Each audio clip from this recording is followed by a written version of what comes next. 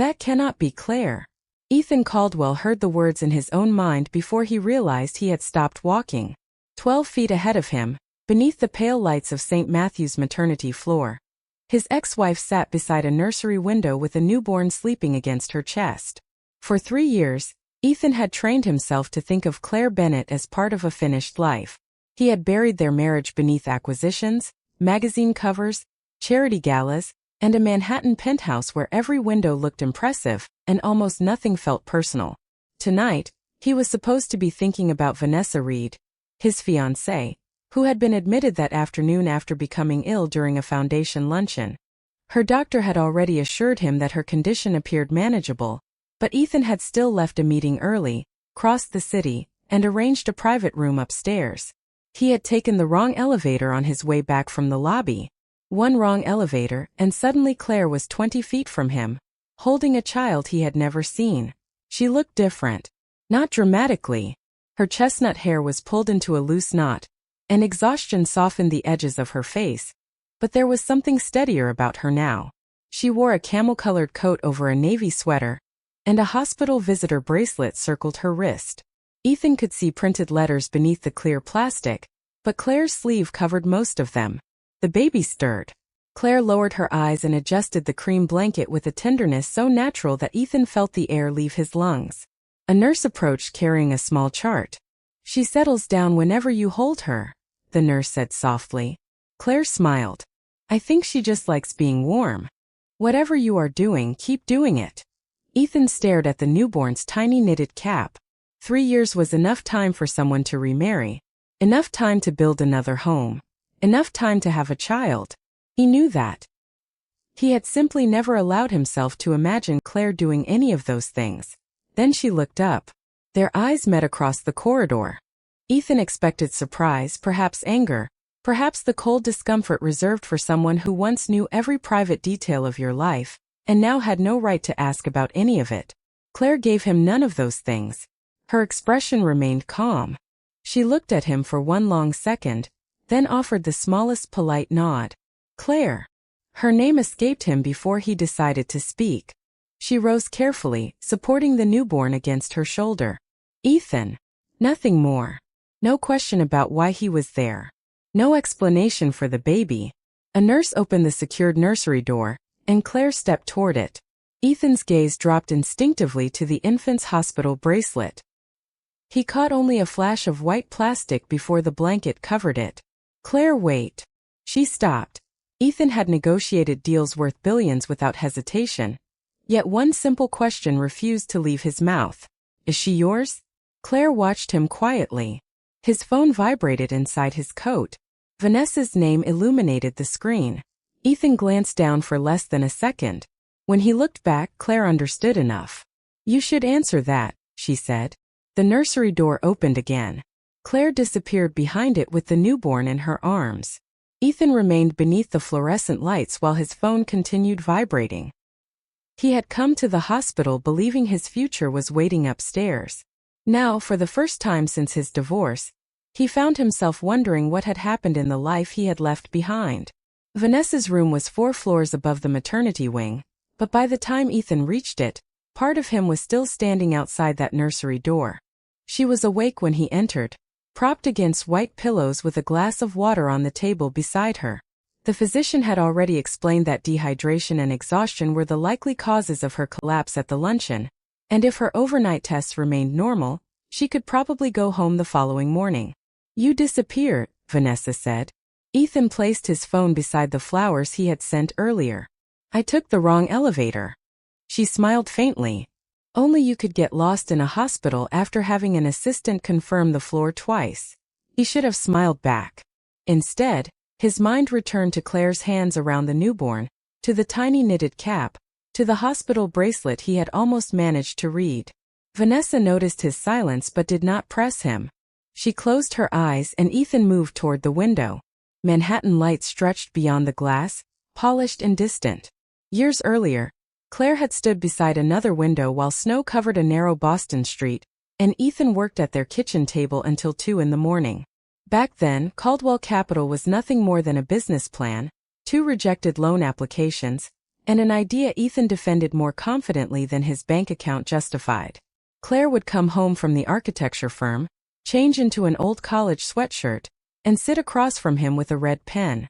She corrected investor presentations, reorganized spreadsheets, and reheated coffee neither of them could afford to waste. When the first serious investor finally agreed to meet, Ethan spent almost everything left in their checking account on a new suit. Claire wore the same winter coat she had owned since college and told him not to worry. "Your meeting matters more right now," she said. He remembered kissing her forehead and promising that someday she would never have to choose again. Someday arrived, only it looked different from what either of them imagined. The apartment became a townhouse, then a penthouse. Commercial flights became private aircraft. Ethan's calendar filled with breakfasts, board meetings, dinners, and calls from people who once refused to return his messages. Claire stopped correcting presentations because there were employees for that. She stopped waiting for dinner because Ethan was rarely home before 10. On their 10th anniversary, she sat across from him at an expensive restaurant while his phone lit up beside the dessert menu. "Can you turn it off for 1 hour?" she asked. "This deal closes tomorrow." There is always a deal closing tomorrow. Ethan remembered the disappointment in her face, but at the time he had heard only criticism. Months later, Vanessa entered his professional circle as a consultant on a major acquisition. She understood deadlines, late dinners, and conversations interrupted by calls. Ethan found that easy. Claire found something else increasingly impossible. One Sunday morning, she stood in their kitchen with 2 cups of coffee growing cold between them. "I do not need more things, Ethan," she said. "I need a husband who notices when I stop asking." He had answered with the language he used in negotiations. He told her the pressure was temporary. He told her they had built too much to walk away. He told her everything except that he would change. When the divorce papers came months later, Ethan convinced himself Claire had simply grown tired of the life success required. He never admitted that she might have grown tired of disappearing inside it. A nurse entered Vanessa's room and quietly checked the monitor beside the bed. Ethan looked at his fiancée, then at the phone in his hand. He could still picture Claire walking through the nursery doors with that newborn resting against her shoulder. 3 years had passed since she removed her wedding ring and left his penthouse with 2 boxes and no backward glance. For the first time, Ethan wondered whether she had not walked away from his success at all. Perhaps she had walked away because somewhere along the way, the man she helped become successful had stopped seeing her. Vanessa went home the next morning with instructions to rest, drink more water, and avoid work for several days. Ethan arranged for his driver to take her back to her apartment, kissed her forehead at the curb, and promised to call after his first meeting. By 9:30, he was behind the glass doors of Caldwell Capital, 38 floors above Midtown, staring at a foundation briefing he had already read twice without absorbing a word. His assistant, Rebecca, had placed the folder beside his coffee before leaving for another meeting. Normally Ethan could scan 40 pages of financial projections in minutes. That morning one name stopped him cold. Bennett House. Beneath it, in smaller print, appeared founder and executive director, Claire Bennett. Ethan leaned back slowly.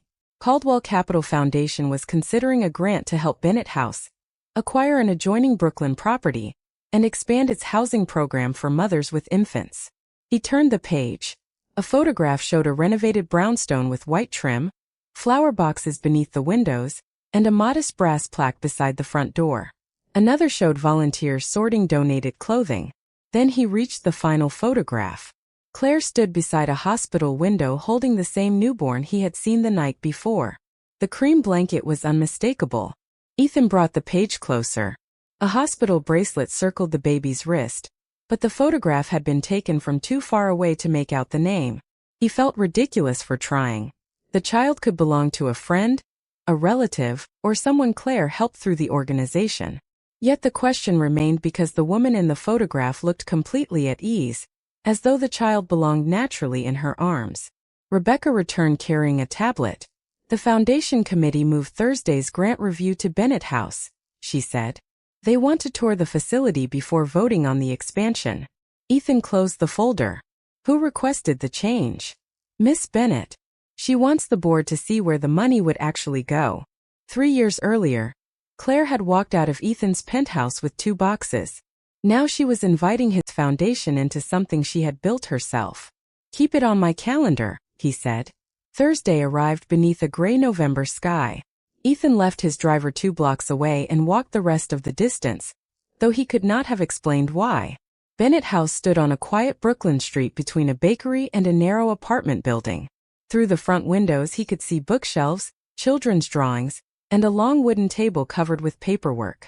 Nothing about the place resembled the polished charities that usually competed for his attention. When he stepped inside, the air smelled faintly of coffee, laundry detergent, and cinnamon. Then he saw the photograph from the briefing sitting in a silver frame near the entrance. Claire holding the newborn. Ethan moved closer. The baby's bracelet was still unreadable, but beside the frame rested a tiny knitted cap identical to the one he had seen at the hospital. "You seem unusually interested in that photograph." Claire's voice came from behind him. Ethan turned. She wore a navy dress beneath a camel coat, a folder tucked against one arm. No hospital exhaustion softened her now. She looked composed, alert, entirely at home. "I saw it in the foundation materials," he said. Claire glanced at the photograph. "Then you already know why you are here." "I know what the grant proposal says." "That is not the same thing." Before Ethan could respond, 2 board members entered behind him and greeted Claire warmly. She shook their hands, answered a question about the renovation, then motioned toward the hallway. Nobody introduced her as Ethan Caldwell's ex-wife. Nobody seemed to care that she had once shared his last name. Here Ethan realized he was the visitor. Claire was the person whose name mattered. She started toward the meeting room, then looked back at him. "Coming, Mr. Caldwell?" The formality landed harder than anger would have. Ethan followed. As Claire opened the conference room door, a young woman appeared at the far end of the hallway carrying a diaper bag. She smiled when she saw Claire. "Lily should be discharged tomorrow," she said. Claire's entire expression softened. "That is wonderful, Hannah." Ethan stopped walking. Lily. For the first time the newborn had a name. But as Claire disappeared into the meeting room without explanation, Ethan realized knowing the baby's name had answered almost nothing. The meeting began with numbers, but Ethan stopped seeing them as numbers after Claire introduced Hannah. She stood near the end of the oak table with the diaper bag Ethan had noticed in the hallway, her blonde hair pulled into a simple ponytail and her hands wrapped around a paper cup of coffee. Claire did not turn Hannah into a dramatic story for the board. She simply explained that Hannah had arrived at Bennett House 4 months earlier while preparing for Lily's birth and trying to rebuild a stable life on one income. The organization had helped her secure temporary housing, arrange childcare for the months ahead, and find work with predictable hours. "Lily was born 3 days ago," Claire said. "She needed additional observation before going home, but her doctors expect to discharge her tomorrow." Ethan looked toward Hannah. "You are Lily's mother?" The question escaped before he could soften it. Hannah smiled, apparently unaware of everything behind it. "Very proud mother." Ethan lowered his eyes for half a second. Relief moved through him so quickly that embarrassment followed. Claire noticed. Of course she noticed. She had once known every expression he tried to hide. Yet she spared him by continuing the presentation. Photographs appeared on a screen behind her. Bedrooms with donated quilts, a small kitchen, shelves of children's books, volunteers painting walls, mothers studying at the dining table after their babies had fallen asleep. Claire explained that Bennett House did not promise to solve anyone's life. It offered time, stability, practical resources, and a door that could close safely at night. The board members asked about costs. Claire answered without checking her notes. They asked about expansion capacity. She gave exact projections. They asked why she had founded the organization. For the first time she paused. "It started with one person," she said. "After my divorce, I rented a small apartment about 6 blocks from here. Hannah lived in the same building." Hannah glanced toward Claire with quiet affection. "She makes it sound simple," she said. Claire gave her a warning smile. "It was simple." "No, it was not. I asked if she knew where I could find affordable housing. She spent 3 weeks calling places after work." Claire closed the folder in front of her. "I had time." Ethan almost looked away. He remembered those same months differently. He remembered newspapers photographing him at charity dinners. He remembered colleagues asking whether divorce had affected his concentration, and answering that he was fine. He had assumed Claire was somewhere recovering from losing their marriage. Instead, she had been working all day, returning to a 600-square-foot apartment, and spending her evenings helping a woman she barely knew. One favor became a network. The network became Bennett House. When the presentation ended, the board approved the expansion grant unanimously. People stood, shook Claire's hand, and congratulated Hannah before collecting their coats. Ethan remained near the window until only Claire was left gathering folders. "So Lily is Hannah's daughter," he said. Claire did not look up. "You sound disappointed." "Relieved." Her hand stopped. Ethan immediately regretted the honesty. Claire raised her eyes. "Why?" There was no accusation in her voice, which somehow made the question harder. "I saw you holding her at the hospital. I did not know what to think."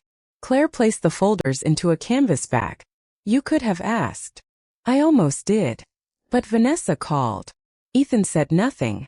Claire lifted the bag onto her shoulder. "Lily is Hannah's daughter. I was holding her because Hannah needed 20 minutes to shower and eat something. That is the entire mystery." She started toward the door, then stopped beside him. "Although I suspect the baby was not really what confused you."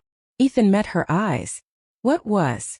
Claire glanced around Bennett House, toward the photographs, the donated furniture, and the names of families written neatly on a volunteer calendar. "You thought you knew what happened to me after our marriage ended." She opened the door. "You did not." Ethan followed her into the hallway, where evening light stretched across the wooden floor. The question that had followed him since the hospital was finally answered. Lily was not Claire's child. But the answer brought no peace, because Ethan had just discovered something far more unsettling. While he had spent 3 years believing Claire was rebuilding after losing him, she had been building a life that no longer measured itself by him at all. Claire should have let Ethan leave with the board members, but 10 minutes later she found him standing in the upstairs hallway beside 3 unopened cardboard boxes. "Your driver is waiting," she said. Ethan glanced through the window toward the street. "He can wait." Claire folded her arms. "Billionaires usually charge by the hour. I assumed their drivers did too." The smallest smile touched Ethan's face. "What is in the boxes?" "A crib. Hannah and Lily are coming here tomorrow morning, and one of our volunteers canceled." Ethan loosened his tie. "I can help." Claire looked at his hands, then at the boxes. "Have you ever assembled a crib?" "No." "Then I am not sure help is the word." 40 minutes later, Ethan sat on the floor surrounded by wooden rails, screws, and an instruction booklet that seemed unnecessarily pleased with itself. Claire knelt across from him and turned one of the side panels around. "That goes the other way." "I knew that. You have installed it backward twice." "I was confirming the design." Claire laughed before she could stop herself. The sound caught Ethan completely unprepared. He had forgotten how different her laughter sounded when it was not followed by a glance at his phone. Outside, November rain tapped against the windows. Inside, the room smelled of fresh paint and coffee. A donated rocking chair stood in one corner. Folded baby blankets filled a basket beside it. Nothing in the room cost more than a fraction of what Ethan once spent on anniversary gifts. Yet Claire handled every object as though usefulness gave it value. "You really lived 6 blocks from here?" he asked. Claire tightened a screw. "For almost a year." 600 square feet? 612. I measured. "Of course you did." She smiled. "I am an architect." Ethan looked down at the crib rail. "I thought you hated small apartments." Claire became quiet. "I hated our first apartment when the pipes froze. That happened once. Twice. Once and a half." Another faint smile passed between them, then disappeared. Ethan rested the screwdriver against his knee. "I remember that apartment differently than you do I not?" Claire studied him. "Probably. I remember being broke. Working constantly.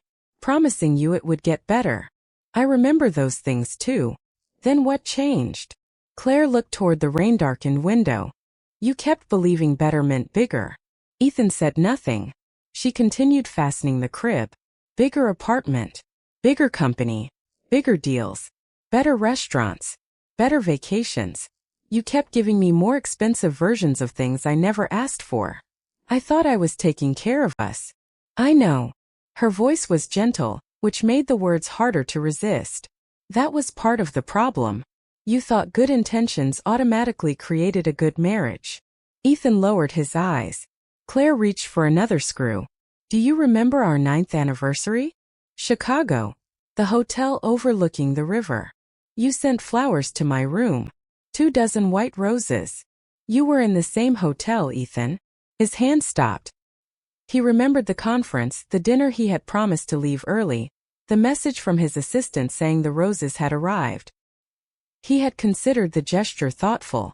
Claire had eaten alone downstairs. I did not understand, he said. No, Claire looked directly at him. Money made our life comfortable, Ethan. It never made you present. The room fell silent. There was no accusation in her face, no satisfaction in finally saying it. She had already survived the years when those words might have been a plea. Now they were simply true. Ethan looked around the small room at the donated blankets, the inexpensive crib, the handwritten welcome card waiting on the dresser. And this made you happy? Claire considered the question. Building this did not make me happy every day. It made me useful. It made me responsible for my own choices again. Happiness came later. Ethan nodded slowly. His phone vibrated on the floor between them. Vanessa's name appeared across the screen. Claire saw it. Neither moved for a moment. Then Claire picked up the final wooden rail and handed it to him. Answer her. Ethan looked at the phone. We can finish this first. Claire's expression changed. Not with anger but recognition. That is exactly what you used to say to me. Ethan froze. Claire stood and brushed dust from her hands. There was always one more meeting, one more call, one more thing that had to come first. She nodded toward the phone. Do not make another woman learn what it feels like to wait for someone who is standing right in front of her. Ethan stared at Vanessa's name glowing between the crib pieces. For the first time, Claire was not asking him to choose her. She was asking him to become the kind of man who finally understood what choosing someone meant. Ethan answered Vanessa's call before Claire reached the doorway. I am sorry, he said, looking at the unfinished crib rather than at Claire. The foundation meeting ran longer than expected. Vanessa was quiet for a moment. Are you still in Brooklyn? Yes. With Claire. Ethan closed his eyes briefly. There was no useful version of the truth that avoided the truth itself. Yes. Vanessa did not raise her voice. Come see me when you are finished. 2 hours later, Ethan stood outside her apartment overlooking Central Park with the uncomfortable certainty that no amount of money could make the next conversation easier. Vanessa opened the door wearing gray sweatpants and a sweater, her engagement ring catching the light as she stepped aside.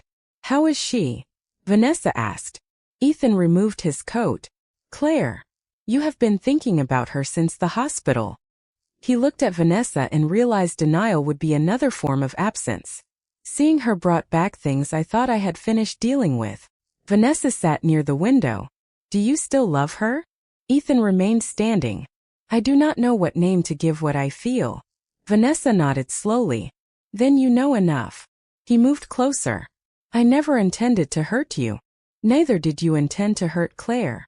The sentence stopped him. Vanessa looked down at the ring on her hand. Intentions are not the same as presence, Ethan. Hearing Claire's lesson in another woman's voice stripped away his last excuse. I have been unfair to you. Yes. Vanessa removed the ring carefully and placed it on the table between them. But do not leave me for Claire. Ethan looked at her. I am not. Good. Leave because you finally understand why Claire left you. For several seconds neither spoke. Their engagement ended without spectacle. Only two adults admitting that a wedding would not repair what honesty had already exposed. Ethan left the ring where Vanessa placed it and walked home through the cold instead of calling his driver. 2 days later, he returned to Bennett House carrying nothing. No flowers. No donation proposal. No carefully chosen gift. Claire was in the small back garden measuring the fence beside the adjoining property when she noticed him. There is no board meeting today, she said. I know. She lowered the tape measure. Then why are you here? Ethan stopped several feet away. Vanessa and I ended our engagement. Claire's expression barely changed. I am sorry. Do not be. I am not sure that is your decision.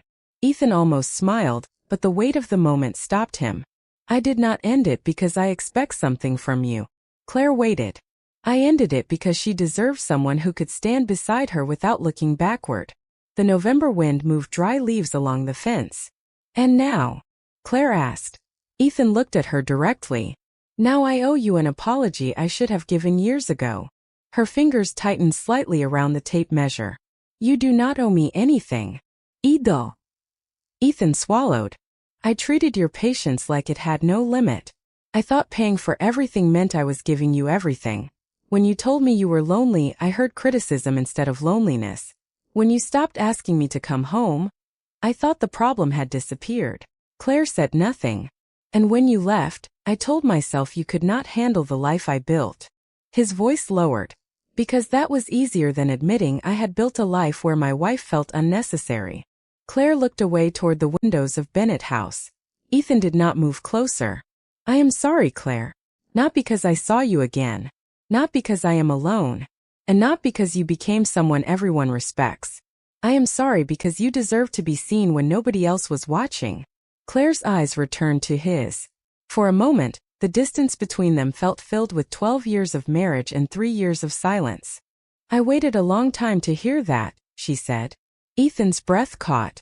Claire's voice remained gentle. But the woman who needed that apology to survive does not exist anymore. He nodded, accepting the words without argument. She rolled the tape measure back into its case. That does not mean the apology means nothing. Ethan looked at her. Claire stepped toward the house. It means I can accept it without owing you a second chance. She opened the back door and disappeared inside. Ethan remained in the garden beneath the gray afternoon sky, finally understanding that regret was not proof of redemption. It was only the place where redemption had to begin. 3 weeks passed before Ethan saw Claire again, and in those 3 weeks he discovered that changing a habit was much less impressive than admitting one. He stopped sending his assistant to handle every foundation detail. He left meetings when they were scheduled to end. He began putting his phone face down during dinner, even when dinner was only takeout at the kitchen island in his penthouse. None of it earned applause, which was precisely why he kept doing it. On the first Friday of December, Bennett House held its winter benefit in a restored hotel near Bryant Park. Ethan arrived as chairman of the Caldwell Capital Foundation and deliberately entered through the same doors as everyone else. The ballroom shimmered beneath crystal chandeliers, but Claire needed none of their light to command attention. She wore a midnight blue gown with simple pearl earrings, her chestnut hair swept back, and she moved through the room without rushing. Donors approached her. Architects asked about the expansion. Hospital administrators discussed partnerships. Volunteers hugged her. Ethan stood near the back and watched people listen when she spoke. Years ago, at events like this, Claire had stood beside him while strangers asked what it was like being married to Ethan Caldwell. Tonight, nobody introduced her as anyone's former wife. She was Claire Bennett, founder of Bennett House, and Ethan was simply one of the donors waiting for her attention. When Claire stepped onto the stage, the room quieted. She spoke about doors. A hospital door a new mother walked through without knowing where she would sleep the following week. An apartment door that could finally be locked at night. A classroom door that reopened when reliable childcare made returning to school possible. A second chance is not always getting back what you lost, Claire said. Sometimes it is discovering what you can build, once you stop waiting for the old life to return. Ethan did not look away. The applause rose around him. Claire had not mentioned their marriage, yet he felt the truth of it more clearly than any accusation she could have made. After the speech, a tall man with fair hair approached Claire near the stage. Ethan recognized him before they were introduced. Daniel Mercer, founder of Mercer Development, controlled some of the most valuable privately held real estate on the East Coast. Daniel handed Claire a slim envelope. She opened it, read the first page and stared at him. "You are serious?" she asked. "Completely." Daniel nodded toward the plans displayed near the ballroom wall. "Bennett House needs the property next door more than my company needs another asset." Claire looked at the document again. Mercer Development was donating the adjoining building. Her composure broke just enough for a genuine laugh to escape. Ethan felt something old rise inside him, an instinct sharpened by years of competition. He could increase the Caldwell grant before dessert. He could fund the entire renovation. He could make sure everyone in the ballroom remembered which billionaire had given more. His hand moved toward his phone then stopped. Across the room, Claire was thanking Daniel, not because he had outbid Ethan, but because he had seen what she needed and helped without making himself the center of the gift. Ethan slowly lowered his hand. Claire looked across the ballroom and found him watching. For a moment, neither moved. Then Ethan lifted his glass in quiet congratulations. Claire studied him, perhaps expecting the old reflex, the grand announcement, the larger check. None came. She returned the gesture with a small nod. Later, Ethan stood beside the expansion plans when Daniel joined him. "Claire tells me your foundation approved the first grant," Daniel said. "She did the work. We approved the numbers." Daniel smiled. "That might be the first time I have heard a billionaire refuse credit." Ethan looked toward Claire, surrounded by people waiting to speak with her. "I have taken enough credit for things she helped build." Daniel followed his gaze but said nothing. Ethan realized he did not need to ask whether Daniel and Claire were close. He did not need to measure himself against another man or turn Claire's life into another competition. For the first time, he could simply watch her succeed without needing her success to say anything about him. Across the ballroom, Claire laughed again, completely unaware that Ethan had just made the smallest decision of the evening. No one applauded it. No one even noticed. But for a man who had spent most of his life believing change had to be visible to matter, that silence was exactly where it began. The Monday after the benefit, Ethan was halfway through his first meeting when his general counsel placed a red folder on the conference table and asked everyone else to leave. "There is a problem with the Bennett house expansion," he said. Ethan closed his laptop. "What kind of problem?" The adjoining building Daniel Mercer had donated was clear to transfer, but a narrow service parcel behind it carried an old development restriction held by Northbridge Urban Holdings, a company Caldwell Capital had acquired 6 years earlier. Without access through that parcel, the renovation could still happen, but the planned family entrance and child care wing would require a costly redesign. Ethan studied the documents. "Release the restriction." His attorney hesitated. "We have leverage. Mercer Development may pay considerably for it." "How much?" "Possibly several $1,000,000. Ethan remembered Claire standing beneath the ballroom lights while Daniel gave her the neighboring building without turning generosity into theater. "Release it for $1. $1. Legal consideration. Nothing more." His attorney leaned back. "Should communications prepare an announcement?" Ethan looked up. "There is nothing to announce." By Wednesday afternoon, the documents were signed. Ethan did not call Claire. He did not send flowers. He did not ask the foundation to attach his name to the expansion. On Friday, Claire called him. "You released the parcel." "Yes." Daniel's attorney said Caldwell Capital could have demanded millions. "Probably." A pause followed. "Why did you not tell me?" Ethan turned toward his office window. "Because you needed access to a building, not another reason to thank me." Claire was silent long enough that Ethan wondered whether the call had dropped. Then she said, "Come to Bennett House tomorrow morning. There is something you should see." Snow had begun falling when Ethan arrived Saturday. Claire waited in the front room beside a cardboard archive box. Daniel stood near the fireplace, but after greeting Ethan, he quietly excused himself to check renovation measurements upstairs. Claire opened the box. When Daniel's attorneys reviewed the original financing documents for this property, they found the name of a private trust among the early funding records. Ethan looked at the papers she placed on the table. Margaret Caldwell Family Trust. His mother's name seemed to remove every sound from the room. Margaret had died 18 months earlier. "My mother funded Bennett House? Part of the original lease and renovation," Claire said. "I used my own money too, but without her help, opening this place would have taken much longer." Ethan stared at her. "You knew?" "Yes. Why did she never tell me?" Claire reached into the archive box and removed a cream envelope worn slightly at the edges. "Because she was not doing it for you." Ethan recognized his mother's handwriting immediately. Claire did not hand him the letter until he looked at her. She gave me permission to show you this if there ever came a day when I believed you would understand it. Ethan unfolded the paper carefully. Margaret had written to Claire months after the divorce. She thanked her for the years she had stood beside Ethan before anyone knew his name. She wrote that success had taught her son to recognize the value of companies, properties, and opportunities, but she feared it had made him careless with quieter forms of value. Near the bottom, one sentence stopped him. Claire always saw people before she saw their usefulness. I hope someday my son learns to do the same. Ethan read it again. She knew. Claire's voice softened. She saw more than either of us realized. Ethan lowered the letter. Why are you telling me now? Claire turned a set of architectural plans toward him. Across the top was the proposed name for the new wing. Margaret Caldwell Family Center. Ethan could not speak. Claire rested her fingertips on the blueprint. Your mother believed people deserved a safe place to begin again. I want her name on the part of this house that gives them one.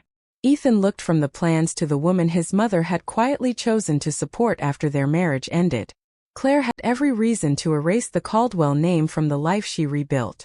Instead, she had separated one person's kindness from another person's failure. I do not deserve this, he said. Claire met his eyes. It is not for you. Ethan nodded slowly, and something inside him settled. Once, those words would have wounded his pride. Now they felt almost like freedom. The building, the gift, his mother's name, Claire's future. None of it existed to redeem Ethan Caldwell. For the first time, he understood that becoming better would have to matter even when he was not the reason anything beautiful happened. By the first warm Saturday in April, the narrow building beside Bennett House had become almost unrecognizable. Fresh white trim framed the windows, young maple trees lined the sidewalk, and sunlight spilled across the brass plaque beside the entrance. Margaret Caldwell Family Center. Ethan arrived alone and stopped several feet from the doors. There were no photographers waiting for him, no company banner, and no mention of Caldwell Capital on the program Claire had mailed to the foundation. His mother's name stood there for one reason only. She had helped someone when there was nothing to gain from being seen doing it. Families gathered in the courtyard while volunteers carried boxes inside. Hannah stood near the garden with Lily in her arms, the baby now several months old and reaching curiously toward everything within sight. Ethan smiled when he saw them. Months earlier, one glimpse of Lily in Claire's arms had filled him with questions about what Claire's new life meant for him. Today he finally understood that her life did not need to mean anything for him. It belonged to her. Claire stepped toward the ribbon wearing a pale blue dress beneath a cream coat. Daniel Mercer stood with the contractors near the side entrance, laughing about a delayed shipment of chairs. Ethan felt no need to ask what Daniel meant to Claire. He had stopped treating every man in her life as a rival and every kindness toward her as a competition. When Claire thanked the donors, she mentioned organizations, volunteers, architects, nurses, and neighborhood businesses. Ethan's name was not singled out. He applauded with everyone else. After the ribbon was cut, children rushed through the new doors while their mothers followed more slowly. Ethan remained near his mother's plaque until Claire joined him. She would have liked this, he said. Claire looked through the open doorway. I think she would have asked why we did not add more storage. Ethan laughed softly. That sounds like her. They stood together without needing to fill the silence. Finally, Ethan said, I am not going to ask you for another chance. Claire turned toward him. That is unusually restrained. I am learning. He looked toward Bennett House. For a long time I thought becoming better would lead back to you. Like there was some correct sequence of apologies and good decisions that would restore what I lost. Claire listened quietly. But the marriage we had should not be restored, he continued. You should never have to become that version of yourself again, and I do not want to become that version of myself either. Something softened in her expression. Then what do you want? Ethan took a moment before answering. To keep becoming someone I can respect, whether you are watching or not. Claire studied him, then reached into her coat pocket. She placed a small brass key in his palm. Ethan looked down. What does this open? The storage room. He looked back at her. That is less romantic than I expected. Good. You are making progress. A smile appeared between them. Volunteers meet Saturday mornings at 8, Claire said. The new shelves arrive next week. Is this forgiveness? It is a key, Ethan. Claire started toward Hannah and Lily, then glanced back. Do not be late. 6 months later, autumn leaves covered the Brooklyn sidewalk when Claire arrived one Saturday morning carrying 2 coffees. Through the courtyard gate, she found Ethan repainting a bookshelf with his phone zipped inside his coat pocket. He had been there nearly every Saturday. Sometimes Claire worked beside him. Sometimes she was gone before he arrived. He came anyway. She placed 1 coffee on the bench. Ethan sat beside her, leaving a comfortable space between them. Children laughed somewhere inside the house. Neither spoke for a while. Claire finally handed him the cup. Their fingers touched, and this time neither hurried to pull away. There was no promise of remarriage, no dramatic declaration, no attempt to rebuild the past. There were simply 2 people sitting beneath an October sky, meeting each other without the roles that had once made them strangers. Claire had never needed Ethan's regret to prove her worth. The life around them had already done that. And Ethan finally understood that redemption was not getting his ex-wife back. It was becoming a better man even if she never returned, then showing up quietly enough, consistently enough, to let the future decide for itself.